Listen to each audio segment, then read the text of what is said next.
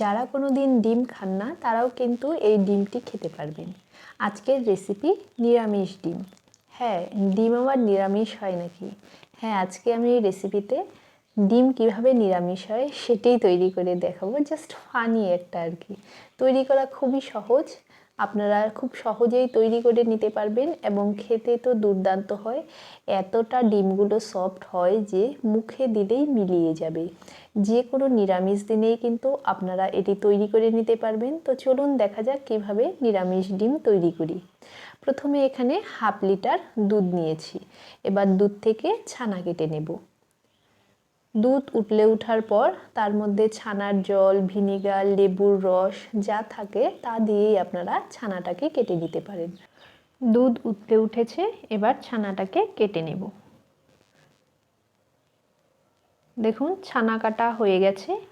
এবার ছানাটাকে ভালো করে জল ঝরিয়ে ছেঁকে নেব। ছেঁকে একটু ঠান্ডা করে নিতে হবে। ছানা রেডি। ছানাটাকে ছেঁকে জল ঝরিয়ে ঠান্ডা করে নিয়েছি। এবার ছানাটাকে মেখে নিতে হবে। এর মধ্যে দিয়ে দিচ্ছি 1 চামচ পরিমাণ ময়দা। এবার ময়দা দিয়ে বেশ ভালো করে ছানাটাকে ময়ম করে নিতে হবে। যেভাবে মিষ্টি তৈরি করার ময়ম দেওয়া হয় ঠিক সেইভাবেই হাতের তালু দিয়ে ঘষে ঘষে ছানাটাকে ময়ম করে নিচ্ছি। দেখুন ছানাটা বেশ ভালোভাবে ময়ম করা হয়ে গেছে। একদম ছানাটা সফট হয়ে গেছে। এবার এটাকে একটা গোল দলা পাকিয়ে নিচ্ছি। এবার এর থেকে কিছুটা ছানা নিয়ে নিলাম। এবার এর মধ্যে দিয়ে দিচ্ছি 1/4 চামচ পরিমাণ হলুদ গুঁড়ো। হলুদ গুঁড়ো দিয়ে ছানার সঙ্গে বেশ ভালো করে মিশিয়ে দিচ্ছি। এটা ডিমের কুসুমের কাজ করবে। দেখুন একদম ডিমের কুসুমের কালার এসে গেছে। এবার এর থেকে বল তৈরি করে নেব। এখান থেকে আমি 4টি ছোট ছোট বল তৈরি করে নিচ্ছি। সমান মাপের 4টি বল তৈরি করে নিলাম। এবার যে সাদা অংশটা আছে সেখান থেকেও 4টি বল তৈরি করে নেব। মানে এখানে আমি 4টি ডিম তৈরি করব, তার জন্য 4টি বল তৈরি করে নেব।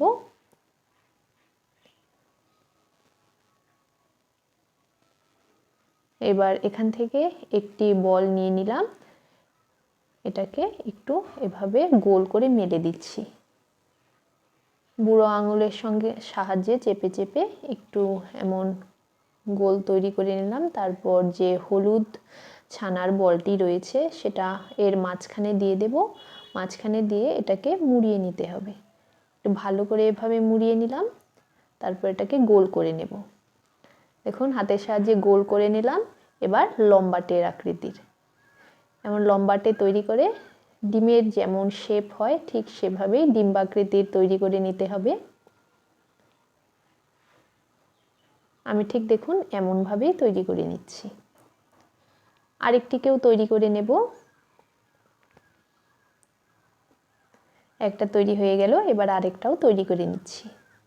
আবারও গোল করে একটু বুড়ো আঙুলের সাহায্যে চেপে চেপে একটু মেলে দিচ্ছি।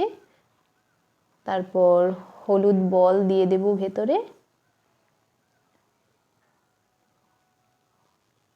আবারও মুড়ে দিলাম। প্রথমে এটাকে গোল করে নেব, তারপর লম্বাটে আকৃতির তৈরি করে নেব। এভাবেই বাকি যে দুটো রয়েছে সেই দুটোকেও একইভাবে তৈরি করে নেব। সবগুলো ডিম দেখুন তৈরি করা হয়ে গেছে। এবার কড়াইতে তেল দিয়ে দিয়েছি। এর মধ্যে সামান্য একটু লবণ দিয়ে দিলাম। তেল গরম হয়ে যাওয়ার পর এবার ছানার বলগুলোকে দিয়ে ভেজে নিতে হবে। গ্যাসের ফ্লেমটা মিডিয়ামে রেখেছি। এক পিঠ হয়ে যাওয়ার পর উল্টে অপর পিঠও ভেজে নিচ্ছি। খুব বেশি সময় লাগে না, অল্প 2 মিনিটের মতো একটু ভেজে নিলেই হবে। দেখুন একটু কালার এসে গেছে। এবার এটাকে নামিয়ে নিচ্ছি। এবার কড়াইতে দিয়ে দিলাম গোটা গরম মশলা, দারচিনি, এলাচ, লবঙ্গ, একটি তেজপাতা, একটি শুকনো লঙ্কা আর হাফ চামচ পরিমাণ গোটা জিরে। এবার ফোড়নটাকে একটু ভেজে নেব। ফোড়ন থেকে সুন্দর গন্ধ বেরোতে শুরু করলে এখানে একটি বড় সাইজের আলুকে এমন টুকরো টুকরো করে কেটে নিয়েছি। এবার আলুটাকে দিয়ে দিলাম। আলুটাকে প্রথমে বেশ ভালো করে একটু ভেজে নিতে হবে। আলুটাকে একটু ভালো করে ভেজে নিচ্ছি। আলুটা বেশ ভালোভাবে ভাজা হয়ে গেছে। এবার দিয়ে দিচ্ছি হাফ চামচ পরিমাণ হলুদ গুঁড়ো, হাফ চামচ পরিমাণ লাল লঙ্কার গুঁড়ো, 1 চামচ পরিমাণ ধনে গুঁড়ো, হাফ চামচ পরিমাণ জিরের গুঁড়ো। এবার সামান্য একটু জল দিয়ে মশলাটাকে বেশ ভালো করে কষিয়ে নিতে হবে। মশলাটাকে একটু ভালো করে মিশিয়ে দিচ্ছি। এবার এর মধ্যে আরও কিছুটা পরিমাণ জল দিয়ে দিলাম। জল দিয়ে মশলাটাকে আরও ভালো করে মিশিয়ে দিলাম। এবার এর মধ্যে দিয়ে দেব স্বাদ অনুসারে লঙ্কা আর 2টো চিড়ে নেওয়া পাকা লঙ্কা। এবার সব ভালো করে মিশিয়ে দিয়ে ঢাকা দিয়ে দেব। গ্যাসের ফ্লেমটা মিডিয়াম টু লোতে রাখবো। 5 মিনিট পর ঢাকাটাকে খুলে দিলাম। দেখুন মশলা থেকে তেল ছেড়ে দিয়েছে। মশলাটা কিন্তু বেশ ভালোভাবে কষানো হয়ে গেছে। আবারও আলুর সঙ্গে বেশ ভালো করে একটু নেড়ে চেড়ে মিশিয়ে নিচ্ছি।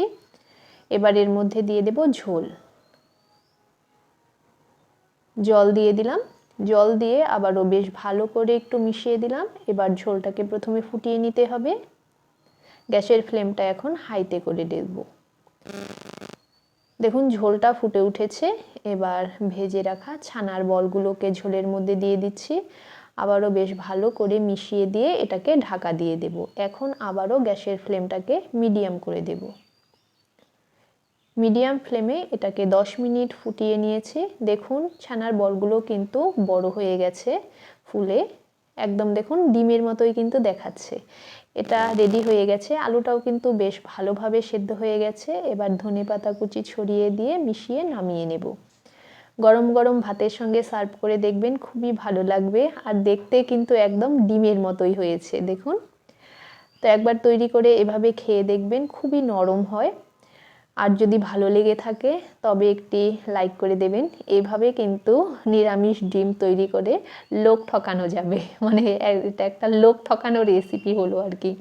দেখুন কতটা সফট হয়েছে, একদম কিন্তু খুবই নরম। দেখুন হাত দিয়ে চাপ দিচ্ছি, খুবই নরম। আমি একটা ভেঙে দেখিয়ে দিচ্ছি কেমন হয়েছে। ভেতরটা দেখুন একদম ডিমের মতোই, ভেতরে ডিমের কুসুম আর চারদিকে ডিমের যে সাদা অংশটা থাকে